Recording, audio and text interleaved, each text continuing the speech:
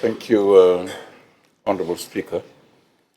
Honourable Speaker, I thank the Honourable Leader of the Opposition for his question.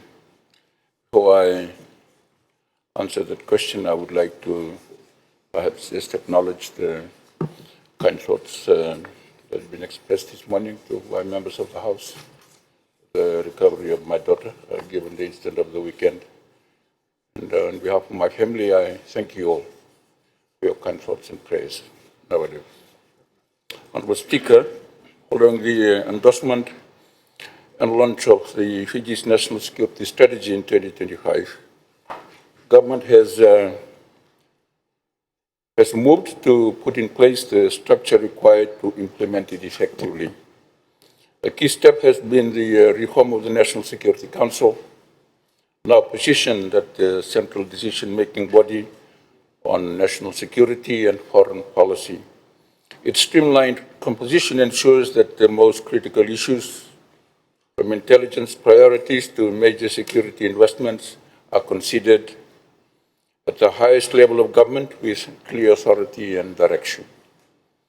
Supporting this, the establishment of the Senior Officials Committee, or the SOC, on national security brings together permanent secretaries and the leadership of the disciplined forces to provide coordinated advice and ensure that decisions are carried through across government. We have also secured cabinet endorsement for the resources required to drive implementation, including the establishment of a monitoring, evaluation, and learning framework within the ministry. This ensures that progress is tracked, gaps are identified early, and our response continues to adapt to emerging threats.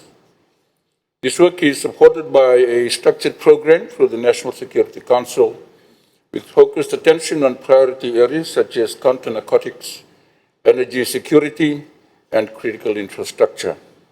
Honourable Speaker, what this reflects is a more coordinated and disciplined national security system where decisions are centralized, implementation is aligned, and accountability is clear.